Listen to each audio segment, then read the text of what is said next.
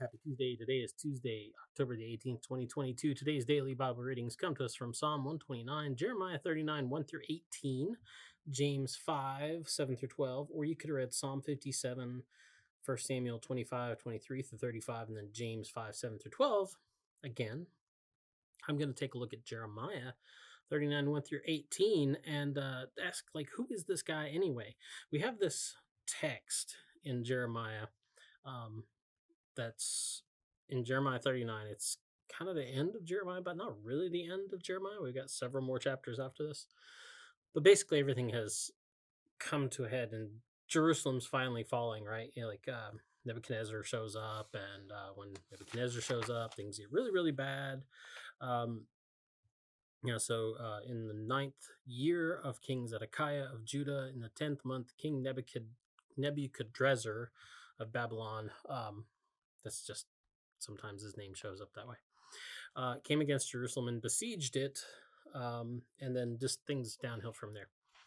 And it's kind of a good thing for Jeremiah because, as you know, Jeremiah wasn't very popular amongst the later kings of Jerusalem who, because his message kind of ran contrary to what the more hawkish of the king's advisors would want, which was to fight against Babylon and, show them what's what and take the war to them. And the message that God gave from Jeremiah was always like, no, don't. It's not going to work your way because God has decided that this is going to happen and God sent them to punish you. So just take your punishment and go on about your business. If they take you to Babylon, do it because this is God's plan. And it cost Jeremiah greatly. In the chapter before this, Jeremiah gets thrown into basically a muddy pit because the hawkish advisors, power players, had kind of steamrolled King Zedekiah because, he wasn't a great king and he was kind of a coward. That's where this guy, Abed Melech, comes in, who's at the very end of this text for today. All we know, it says he was an Ethiopian, and I think maybe in 38 it says an Ethiopian eunuch. The name Abed Melech, which I know you know this because having read the Old Testament so many other times, you understand that Melech just kind of means king. Well, Abed means servant, so it's servant of the king. So we're not really, we doubt, I doubt this is his name. I keep saying we, like I've done all the scholarly work on this. I just have a good library. Abed means servant of the king, so it's probably not his real name. It's probably just his title. And more realistically, he probably was, somebody who is like in Jerusalem against his will, and end up in that position. And so he's this Ethiopian person from outside of Israel, a person who, he's just an outsider.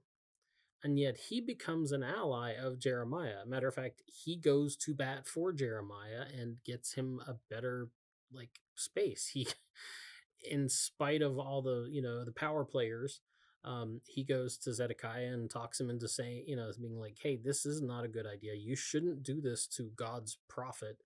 If you're going to put him in prison, that's fine, but you should probably take him out of that pit before he dies, because then you're going to be responsible for that kind of thing.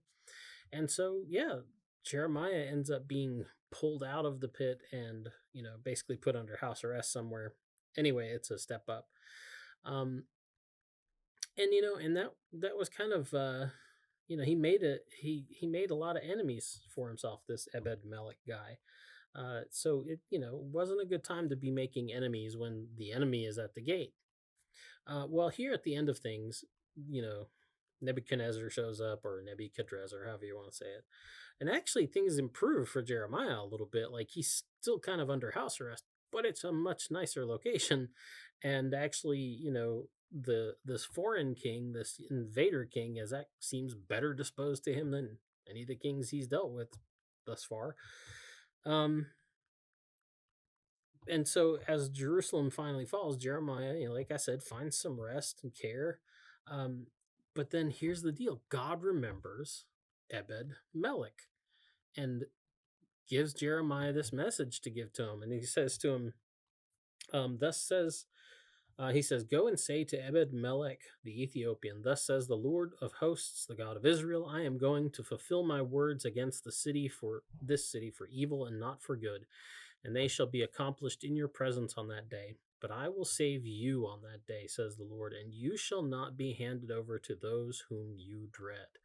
And I don't think it's that he dreads the Babylonians. He's dreading all the people who are still there that he kind of rubbed the wrong way in defending Jeremiah.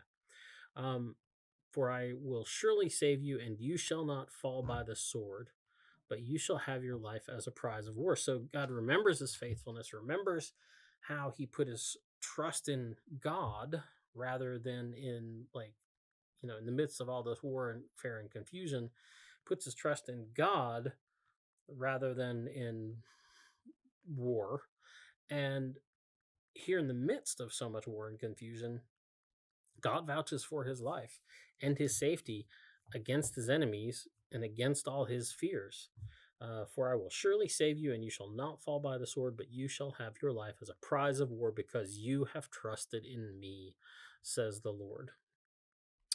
So, against all his enemies and against all his fears, this guy who's an outsider, who has nobody really to take up for him, finds God on his side because he trusted in God.